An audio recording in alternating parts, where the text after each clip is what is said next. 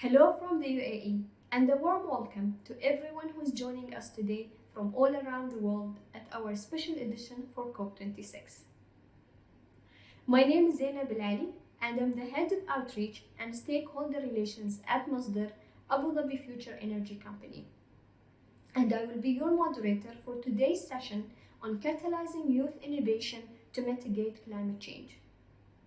As the impact of climate change across the three pillars of sustainable development, economy, environment, and society continues, it makes it more challenging to achieve the United Nations Sustainable Development Goals by 2030.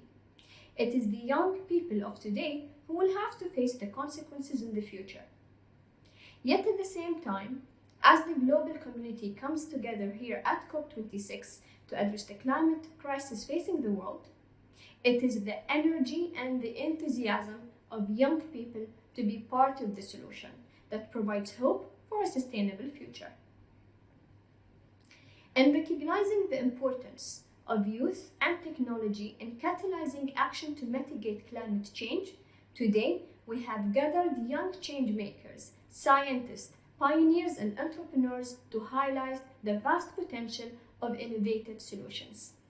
I am pleased to welcome our panelists, Huda Ahli, Youth for Sustainability Council member and co-founder of UAE STEM in the UK. Mohammed Al-Amri, Youth for Sustainability Council member and co-founder of the UAE STEM in the UK. Gaut Malloy from Belvedere College, winner of 2017 Zayed Sustainability Prize Global High Schools category. Panelists, if you can please introduce yourselves. I'm Garrett Malloy, and it's a pleasure to be here. I'm representing Belvedere College on behalf of the Zayed Sustainability Prize. I've worked as a climate ambassador on behalf of Tashka, the Department of Irish Government for the Environment, Climate and Communications. I've also worked with the government at youth assemblies to formulate economic and environmental policies. Hi, my name is Huda Ahli. I'm a PhD student studying plastic electronics at Imperial College London, and it's an actual pleasure of myself to be joining these amazing people and discussing such an important matter of mitigating climate change. Thank you so much for having me. Hi, this is Mohammed Al Amri. I'm a PhD student in genetics. It's a pleasure to have me here. And since I study in genetics, I study science in general. I've always been fascinated how to put things together. So science with climate change, and that sparked an interest in me.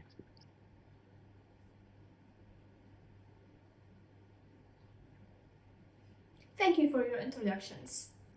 To kick off our conversation today, I'd like to explore how can we solve tomorrow's challenges by investing on youth, you guys, strengthening your adaptability and resilience, as well as ways where we can bridge the gap between policy making, research development, and business to bring new ideas to life. From your point of view, how can we create an enabling environment for youth-led innovation to mitigate climate change? Garrett, let me start with you. I presume that enabling environments for youth have brought me and possibly this whole panel here today.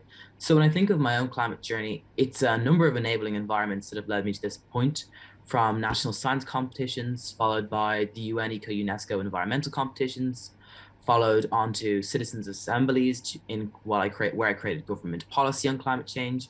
And on reflection of all these actions that I've taken, I can see that this journey was only possible because of enabling environments, both on the micro level, where I had passionate teachers of STEM, climate campaigners, facilitators in policy discussions, and on the macro level, where we had institutions in place like our national science fairs, like an open government willing to bring the youth in to address climate change policy, and open UN bodies.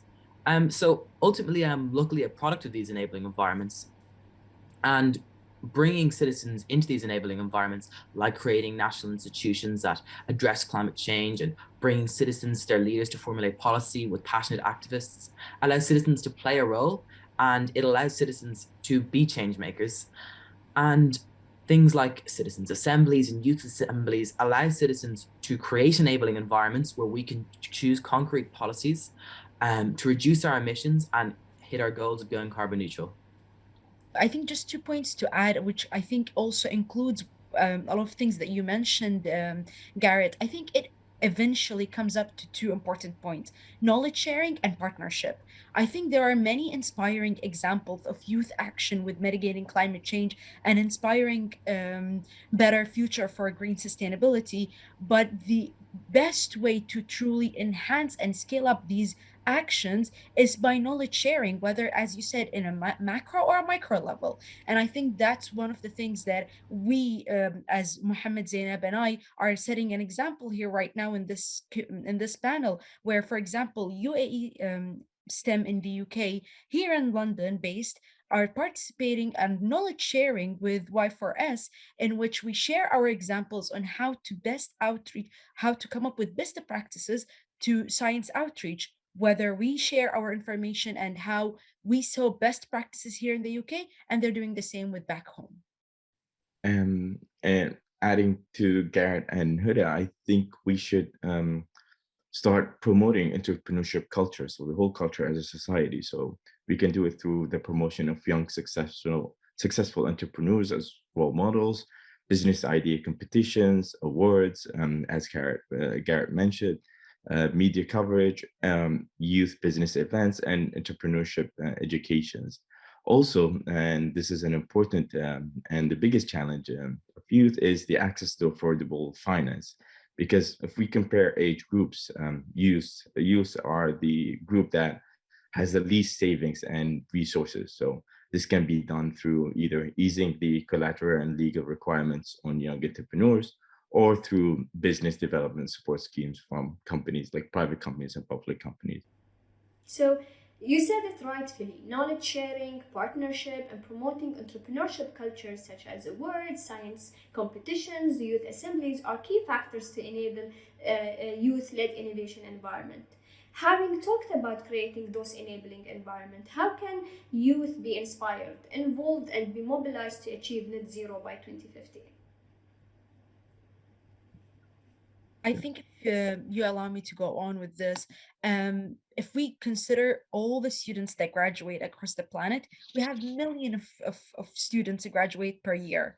And humanity right now needs all of these young minds to come together to come up with great ideas for battling climate change. And I think one of the ways that we can do that is to enter a multidisciplinary in all universities and schools, in which universities would ensure that all the students, regardless of their level of study and degree, would have some understanding of climate actions, and then come up with them some understanding of climate mitigation, and come up with a line of action within their line of work and their field. So therefore, we will have entrepreneurs, we will have critical thinkers, we will have artists, we will have philosophers, all working together towards one action, and that's battling climate change, basically. Also, I can just add to Huda that we can also engage the youth in climate change projects within national international organization, and actually push them or encourage them to attend international conferences to talk about issues of climate change, and also start challenges such as the climate change challenge badge that is given by Food and Agriculture Organization of the UN. So these things will actually inspire and involve a youth in achieving net zero by 2050. Yeah, great points from Huda and Mohammed there. So what I found is when I worked with the Irish government in the Parliament formulating climate policy, or when I worked as a climate ambassador sponsored by the Irish Department of Communications, I found that inspiring and motivating our youth is essentially the key to ending climate change. But to inspire and motivate our youth, we must first offer them hope.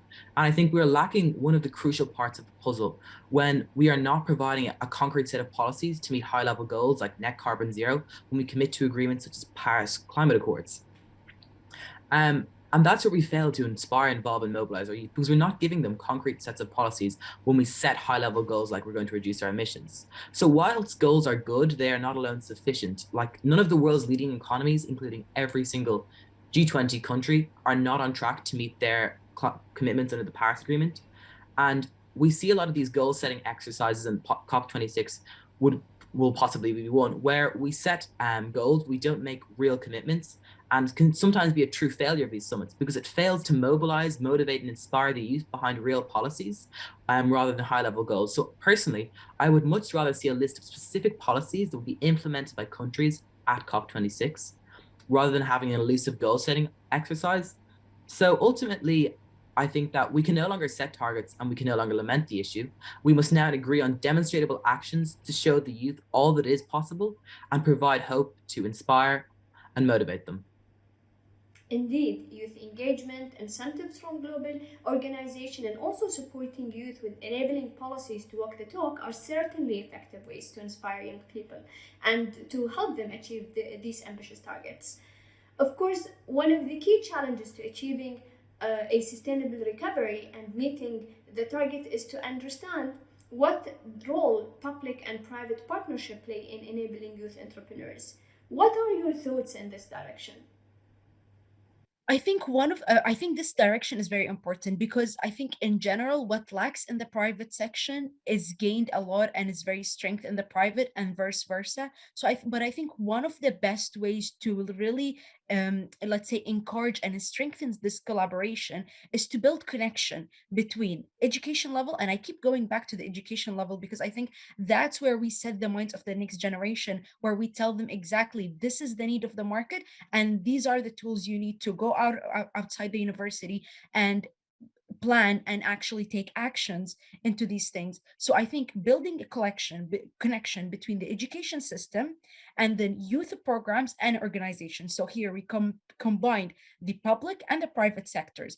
And as we all know, best way to learn is by experience. So if we keep started the link from school projects all the way to university level, then the next generation is ready and already know exactly what the industry needs, what the markets needs, what are the challenging we're facing, how to climate mitigate exactly.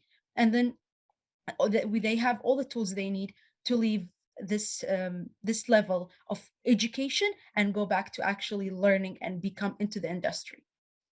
Yes, I would have to agree with that. I think the point that you made here on institutions and supporting the youth is very important. And I think there's also, well, just to add on to that, I think there's also another part is that we must formulate policies to promote investment in renewable energy and further scientific advancements in environmental technology. Um, so what I mean by that is we must tweak the policies used by our current institutions to encourage youth innovators. So when I was discussing bond purchasing strategies back in May with the president of the European Central Bank, Christine Lagarde, she talked a bit about how the ECB buys bonds as a form of monetary stimulus. However, I was talking to her about when the ECB buys bonds to stimulate the economy, they disproportionately buy bonds of coal and gas. Um, and these companies would issue bonds at a greater rate than other sectors. And when we take a look at it, I think it's important that we, in terms of our policies, we could legislate things for rating companies based on their carbon footprint and the impact on the environment, and therefore helping to determine bond purchases. Because without policies that support youth innovators, like the one I just mentioned, we cannot expect them to succeed because businesses will look for alternatives as we legislate against harmful environmental practices, therefore supporting youth entrepreneurs and youth innovators in their businesses to provide alternatives that will help solve climate change. I think Garrett and Huda already tackled these issues that potential young entrepreneurs often lack business connections and have little no knowledge about where to access business support services.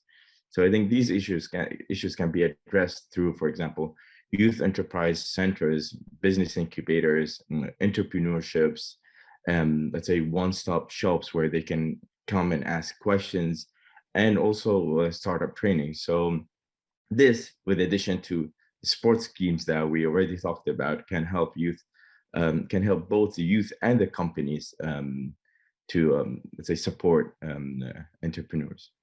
Yeah, I agree with you, Mohammed. And I think one of the greatest example back home at UAE is the youth hub that we have, where students can go there sit, no, not only students, I mean youth in general can go there, sit and have decision makers pass by and sit with them and discuss with them and share ideas. And as Garrett said, policies come from decision makers, but for decision makers to come up with these policies that best help youth to come up with the best solution towards climate mitigation is to sit with these youth and to listen from them and to hear firsthand what are you struggling in, so that as decision makers they come up with the best solution in terms of policies.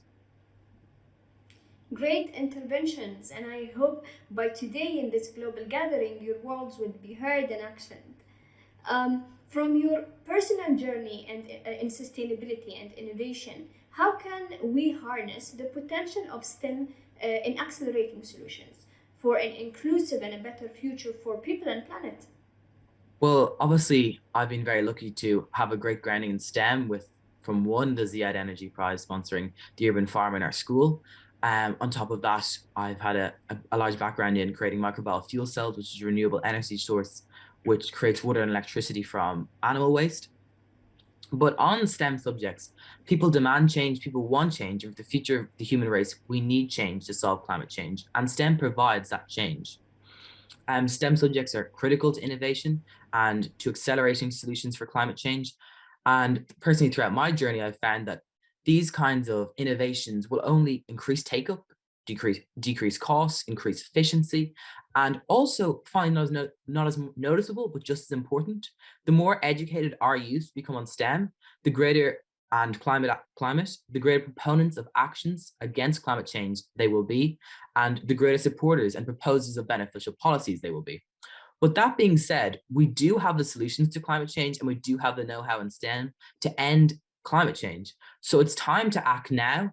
And the increase in CO2 emissions alone from China's coal plants was greater than any reduction in emissions from industrial countries.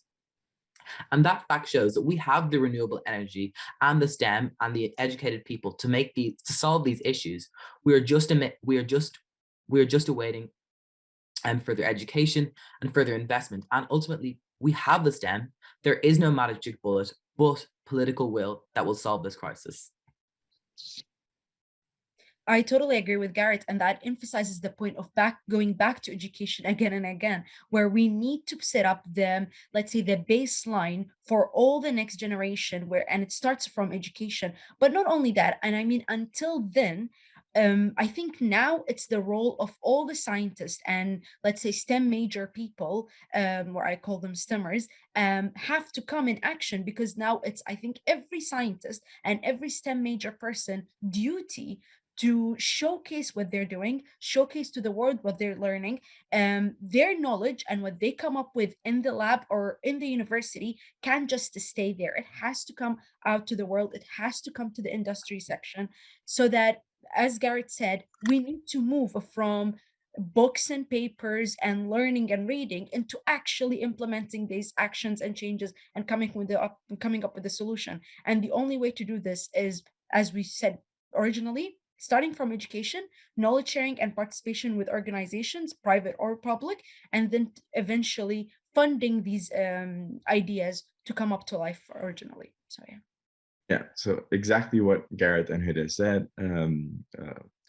STEM is the key element to face challenges we are facing with climate change. So the innovations in these disciplines will unlock the breakthroughs we need. So our job is actually to make STEM field accessible by engaging the public with STEM interactive ideas. So we take away the intimidation factor that comes along with these subjects or disciplines. So this is exactly what has been done by Youth for Sustainability and with YoY STEM here in the UK. So what we need to do is actually to encourage the themes of logic and problem solving and stoking children's natural curiosity and helping them make their positive mark on the future, instead of actually make it an intimidating kind of a subject. So yeah, we need to push the youth to actually get into the field of STEM even more in the future. Well, this brings us to the end of today's session. Thank you everyone who joined us today. I hope you all found it engaging and enlightening the same way I did. Thank you, Huda, Muhammad, Garrett, for giving us your time and sharing your knowledge and inspiration. We look forward to seeing you all again at Abu Dhabi Sustainability Week, taking place next year in January from the 15th to the 19th. Until then, stay safe and see you all again.